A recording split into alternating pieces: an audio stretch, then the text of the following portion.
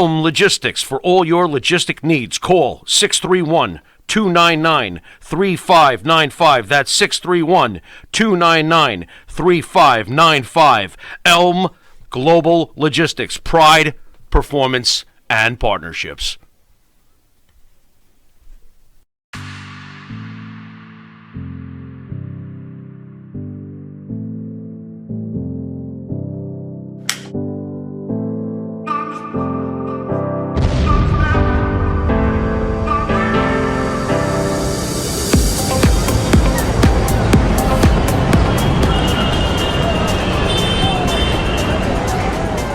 Dino Luzzi Energy Drink. Yeah, it's that good. M&J Video Games and Collectibles. Sport and non-sport cards, wrestling items, autographed items. We buy, sell, and trade. M&J Video Games and Collectibles, located at 1049 Queen Street, Southington, Connecticut. Call us at 1-860-479-9223 or 860-93-GAMES. M&J Video Games and Collectibles.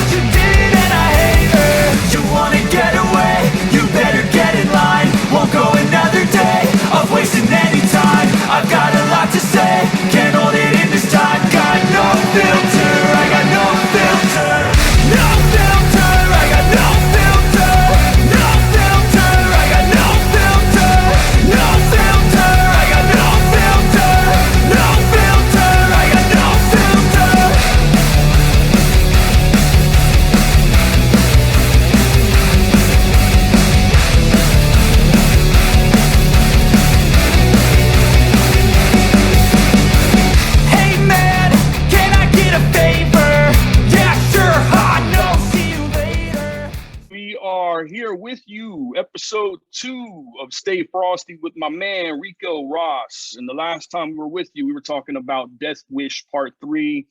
Quick question for you, Ricco, man. How was Michael? You broke up just at the end. What did you say? How was Mike who? How Michael Winter, the producer of Death Wish 3, how was he to work with? My man Michael Winter. Michael Winter was cool, man. We had a good time working on it. He actually he kind of reminds me a little bit of you, Tim. Really? He's got yeah, he does. He's got a great sense of humor. I'll say that much about him. And he gets things done, man.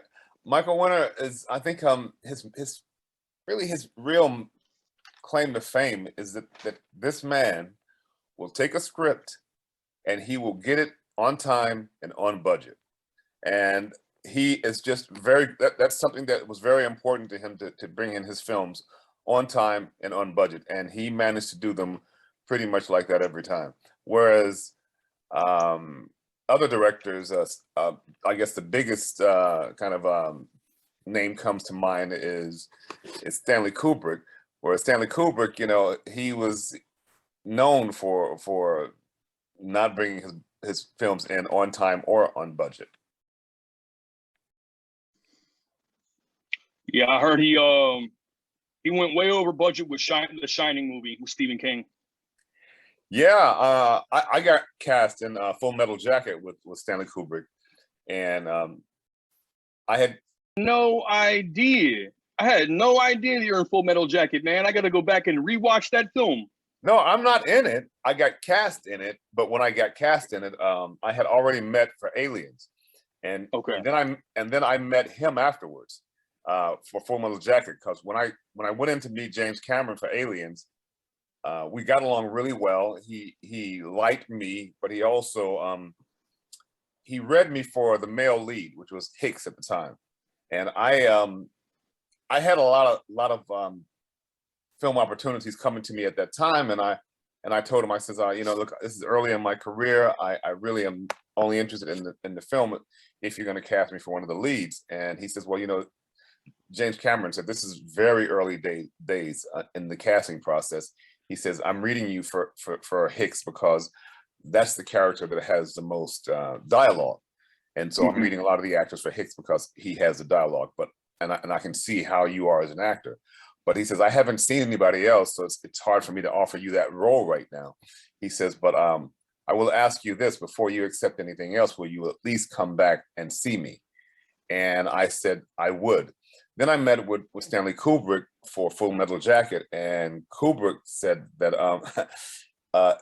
well, I take that back. I did not meet with Stanley himself. What I met with was his assistant. And Stanley Kubrick had this assistant that that he always worked with. And this guy had one arm, and I met at his house, but I didn't actually meet him. And I go in there and I meet him and meet his assistant, and we talk, and I never really meet Stanley. And that was very, very strange and very odd for me. So I go back home and I'm thinking, well, you know, he obviously is going to get back with me and let me know. And I get a call from him, from my agent, saying that, yeah, they want to offer you 8 weeks on Full Metal Jacket to play Lieutenant Cleveland. The problem is that I never got a script. I only got the sides, and so I didn't really know exactly how much the character was involved in the project or not. So I wanted to work with Stanley Kubrick because at that time, James Cameron wasn't the James Cameron we know now. He had only done, I think, maybe Terminator was the biggest movie he had made, and I think he had done 2 other smaller movies. So Stanley Kubrick was the actor's director, because one of the things that was kind of like in the zeitgeist was that Stanley Kubrick loved to have actors come in and improv, and during the process of that improv, he would then finish the script.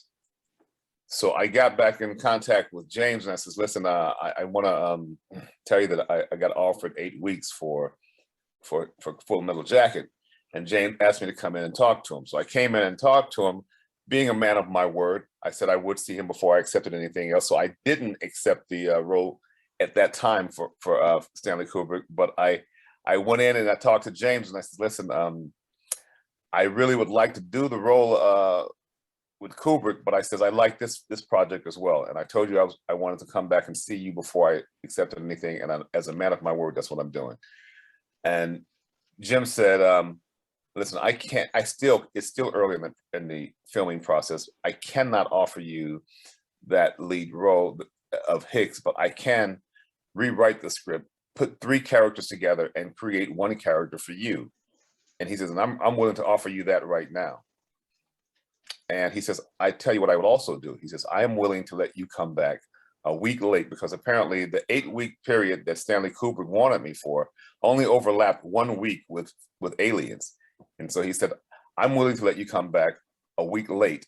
And so you can do both films, but you have to make sure that Stanley Kubrick's going to release you after 8 weeks. So I was like, great, this is excellent. I'm going to get both these babies. And I get in contact with my people and my team. And I said, listen, I can do both films. Just make sure that we get a release after 8 weeks. And apparently Stanley Kubrick would not release me after 8 weeks. He said he wouldn't do that.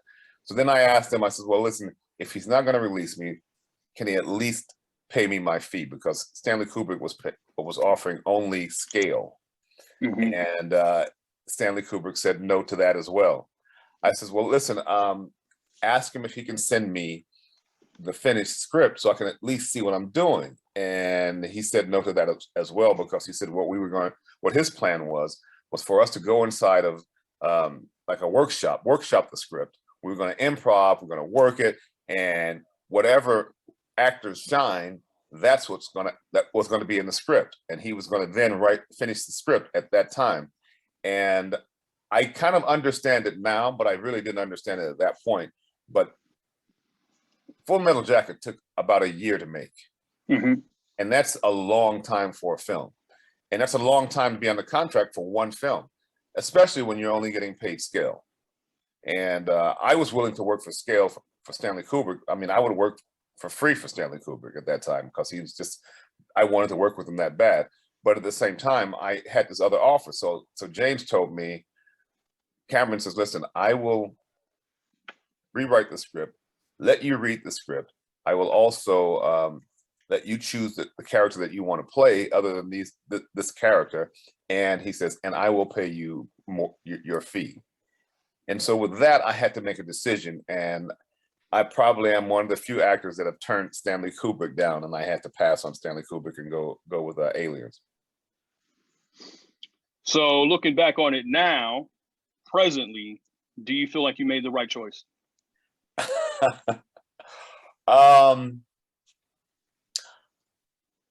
I do feel like I made the right choice, but I gotta say, maybe it's that thing, you know, the thing that you lose is the thing that you want the most. When Full Metal Jacket came out, I so wanted to be a part of that. But I also remember when we were filming, we're all filming in London. We're filming, there were a number of films being filmed at the same time. And the Americans that lived and worked in London at that time was a very small group. And so we got to know each other. We knew we were in town, and we would often meet up at pubs or something like that after shoots or on the weekend. And I remember the guys on Full Metal Jacket, they were freaking miserable during that shoot.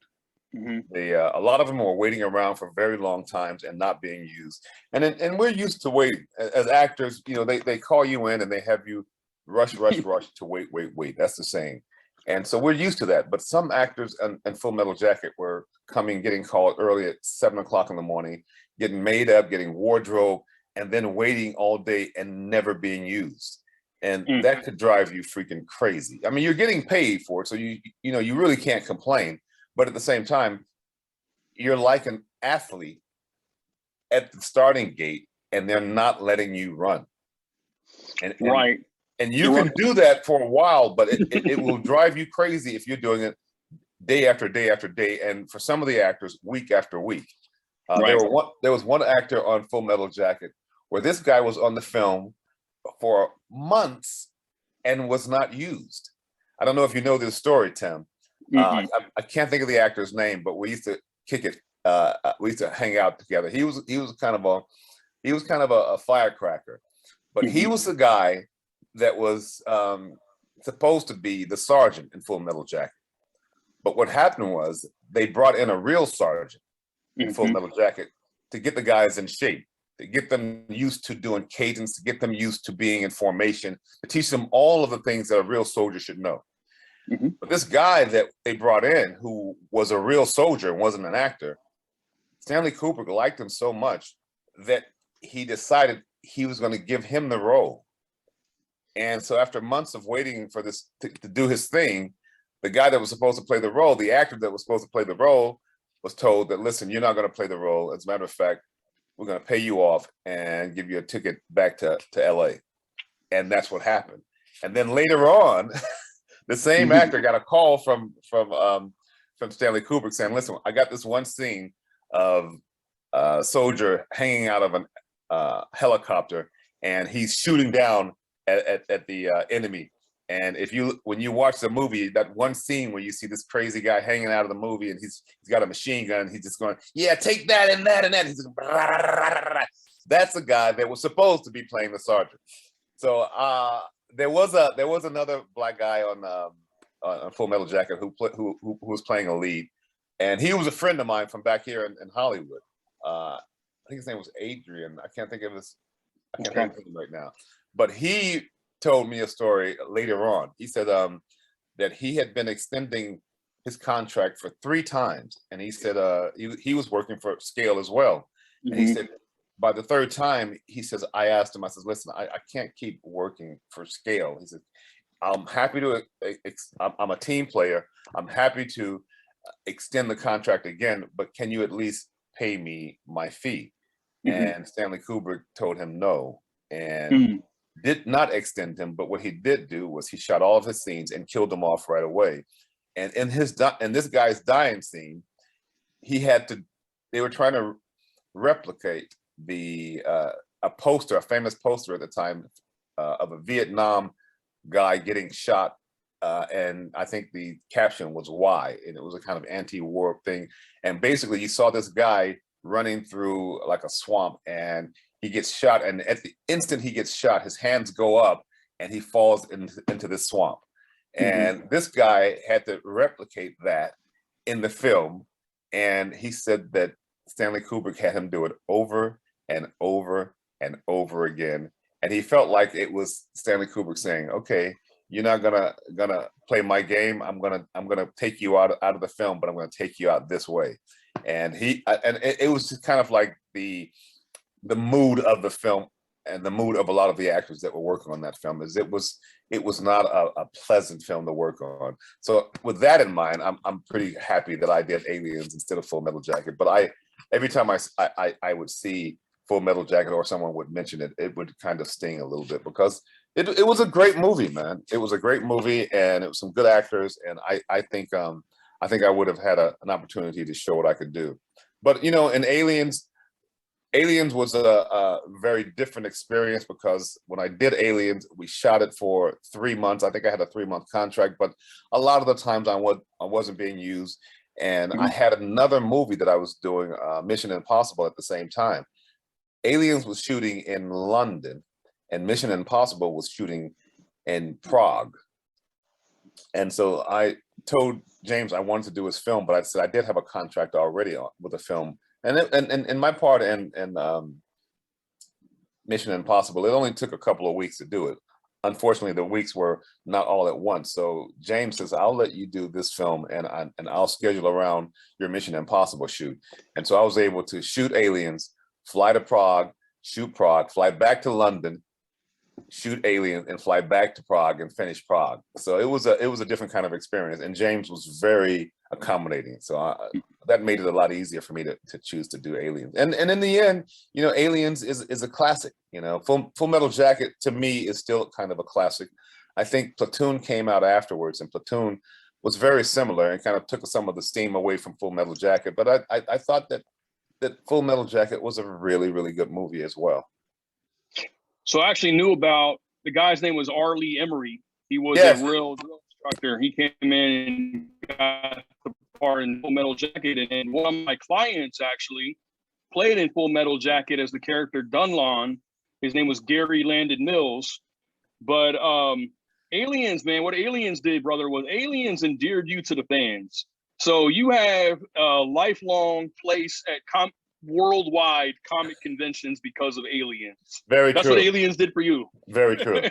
Very, very I think you made the true. right decision. Yeah, you're right about that. And one of the things that I don't take for granted either is that Aliens fans also has made the cast members a family, because we get together every couple of months. And a lot of films, what you do is you work on the film, and there's a lot of downtime. So during that downtime, you actually get to know the actors that you're working with.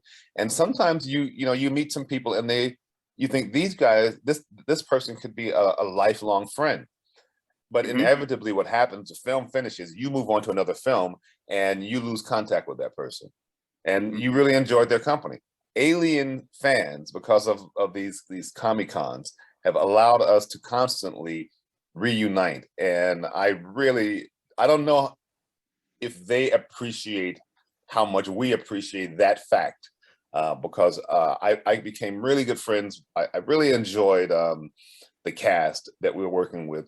I think we've told the story a lot of times that on Aliens, they had a similar thing happen where they brought in a real sergeant 2 weeks before the shoot, and they just worked us and got us in shape. And that also got us to know each other. And once you know each other like that, you know, you do feel like, okay, I know this person, and I want to keep this kind of relationship going. And we moved on to other projects, but the fans keep bringing us back, and I really thank them for that. So what was the audition process like for you on Aliens? I mean, you already kind of explained why you chose Aliens over top of Full Metal Jacket, but what was the actual audition process like for that film? Well, James called people in like they normally do. What happens is your agent gets a breakdown and finds out that there's a character that you would be good. They submit you, and then you come in and meet with the director or the casting director. So I met with James the first time, and I had like I said, you knew I said I was working on I had a contract for Mission Impossible, and so I got to tell you a story about Mission Impossible and Tom Cruise and me as well. But but I had that contract in my pocket already, so I was trying to see how I can work this thing out with Aliens, and it ended up working out pretty good. But James called me in. He met with me, and he wasn't hiding his cards. He was very upfront. He says, "I really like you. I'd love you to be a part of the project." And you know, I know you got some other things going. I can't offer you the role that you're asking for right now, but I would like you to be a part of the project. And I said I would love to be a part of the project. You know, when you read a script, Tim, and you know this too, man. You read a script, and some scripts, when you read them, the words just like drop off the page, man. They're just like, bam, you know this is going to be something special. And then there are films where you read it and you don't think much of it. You think, okay, this is just a job. Well, when I read this script, I thought it was going to be something special, but I had done a movie prior to Aliens called with Vanessa Redgrave's daughter, Jolie Richardson, and myself played the lead. Spies Like Us? No, it wasn't that. It'll come to me. Anyway, Okay. so I'm doing this movie. We're working on this movie, and Jolie Richardson had this was her first lead role. It was my first romantic lead role. It was very different because you got to keep in mind this was in the '80s, and we were playing an interracial couple on film. So this was very different. And we had some other really good actors in the film, and what happened was we shot the whole film. There was a scene in the film where there was a mass shooting. Well, the bad guys came into a club, and they were looking for us, and they couldn't see us because there were so many people. So kind of dark comedy, they end up just shooting everybody in the club and then walking around lifting people's head going, no, that's not them. No, that's not her. That's not him. And it was kind of some dark comedy in the course of the movie. We go on to finish the movie, and they're setting us up to go on tour to promote the movie. And then I get a call before I'm supposed to get on a flight to go to Paris, and they say they're going to hold the movie. And I asked, well, what's going on? And they said, well, there was a massacre, a mass shooting in Hungerford, England, and this is a very rare thing in England, very rare. We have them every day here, but in England, that was something that never happened. And this is the biggest mass shooting ever in the country. And it had happened just before we were about to release the film. So they said, we're going to put the film on hold and see if we can hold it and maybe release it a few months down the road, which they did. But even when they released the film died because the next morning, all the talking heads were only talking about that scene where there was a mass shooting in there and comparing it to the real life thing. So that film I thought was going to change my life. And I just remember reading it and thinking that this is a game changer. And because it didn't, whenever I would read a film after that, I would not allow myself to get too excited about it because I just was afraid that it could possibly let me down. So I just thought, listen, Ricco, don't get emotional about this. This is a business. Go in there, do your thing. And after you, as I said before, as I often say, after it's over, it's over. What happens, happens. That's out of your control. Just go in there and do your thing. So when I read Aliens, I read the script, and I had never even seen the first Alien film.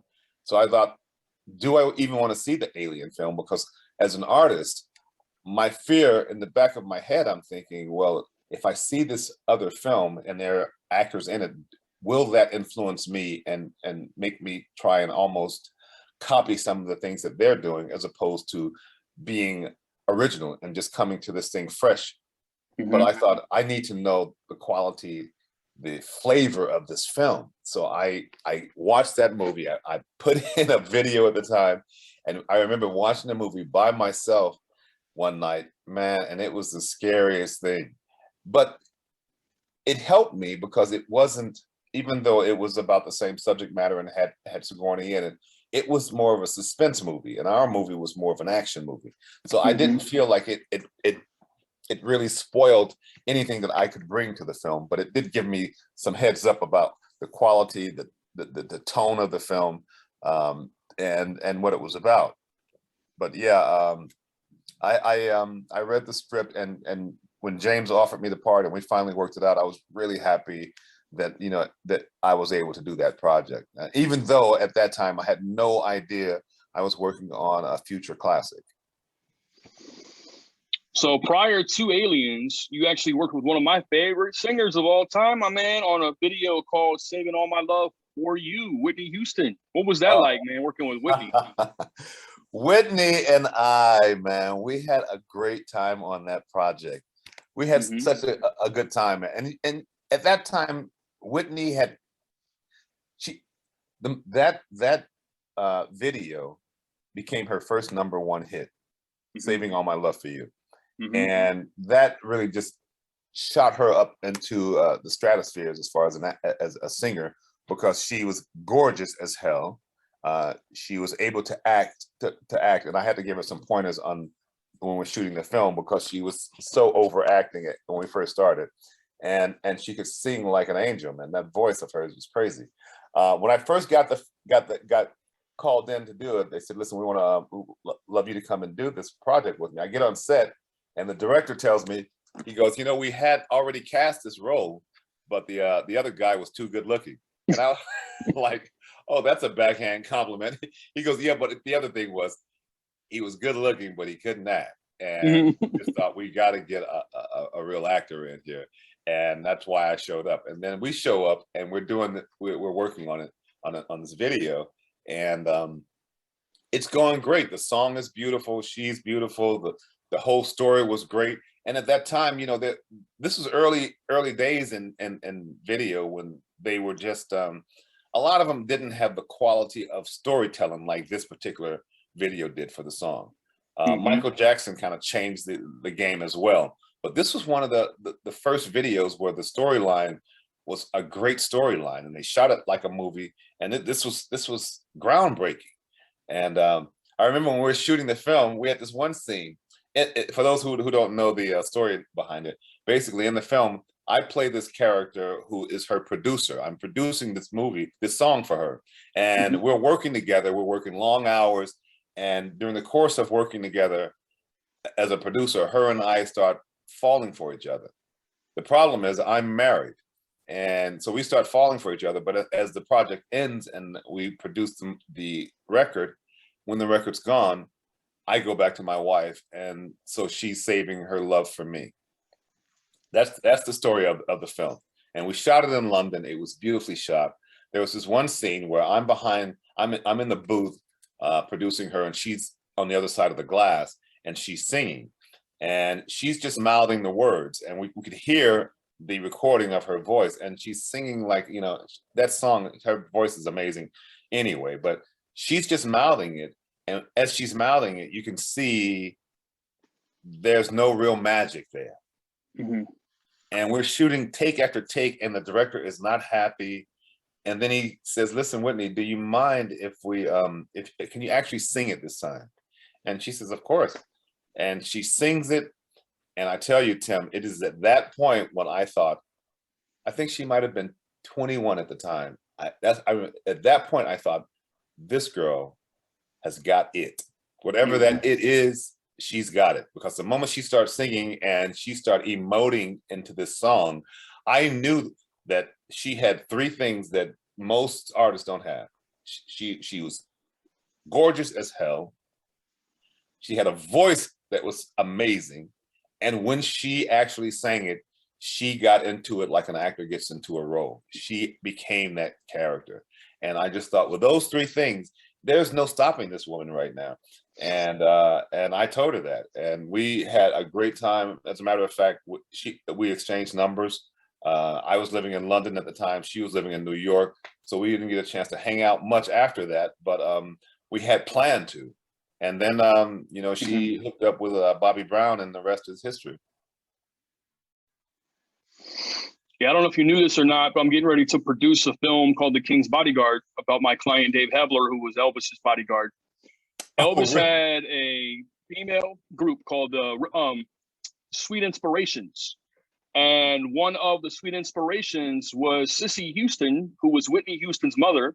Right. And Whitney Houston was actually raised around Elvis Presley. Wow, I did not know that. Mm-hmm. Well, I'll tell you a bit of trivia too. What did you say? A lot of his charisma, his personality, his stage aura kind of rubbed off on her, I think. Exactly. I'll tell you an interesting anecdote as well. Years afterwards, maybe this is I think it was 2017. 2017, I get a call and they said, listen, someone wants to see you to play the role of Whitney Houston's uncle / bodyguard. Wow. And I was like, really? I thought, this is interesting. And so I meet with them, and we decide, it was for a movie for television called Bobby Christina. Okay. And Bobby Christina is Whitney's daughter, Bobby Brown and Whitney's daughter. Mm-hmm. And it was basically her life story. It was kind of seen from her point of view. And I was playing the bodyguard. And of course, it goes through the whole thing of when her mother passes away and everything, and what the bodyguard did and how he tried to handle the situation during this crisis. And even while we're making the movie, I had the good fortune of asking, can I actually speak with this guy? I want to kind of find out how he talks. I want to get his flavor. When you're playing somebody that's a real person and they're still alive, it really does help the actor if you can kind of meet with that person. So he wasn't. We shot it in Atlanta, and he wasn't in Atlanta, but he agreed to get on the phone and talk to me and kind of like give me the ins and outs about his job and what he did and how he felt. And just listening to his voice and his cadence and whatnot, I kind of felt like I had a better grip on the character. And it was a great opportunity for me to learn more about it. But I just thought it was interesting that I played Whitney's lover, and then later on I played her uncle in her daughter's film. And then unfortunately, her daughter ends up passing away shortly afterwards, the same way her mother did. But it was a great project, and me and the producers got along well. And the producer actually asked me if I would be willing to resurrect this character, because she had an idea of shooting another film from the bodyguard's point of view, because the bodyguard has a lot of information that no one knows about, and he's still alive, and she wanted to shoot. And she said, I love your portrayal of him, and it's inspired me to possibly write a film just from his point of view. And so I said I'd love to do that, because after speaking to the guy, I knew that he had secrets that nobody else knew, but that never materialized. And I'm wondering if the reason why it never materialized is because he had secrets that he did not want to get out. And when someone's passed away, you probably want to respect them a little bit more. So I think that was part of the reason why it never got out. Or it could be because some of those same ideas were incorporated into The Bodyguard with Whitney Houston and Kevin Costner. That might be another idea altogether. There. I hadn't thought about that. Yep. I hadn't thought about that. Yeah, that's a good possibility. So we are actually at the end of episode 2 with Stay Frosty with my man Ricco Ross, and we are coming back to you in a minute. We're going to send you another link to your email, Ricco, with episode 3, ladies and gentlemen. We'll see you in one moment. All right, and as usual, stay frosty, brother. Yes.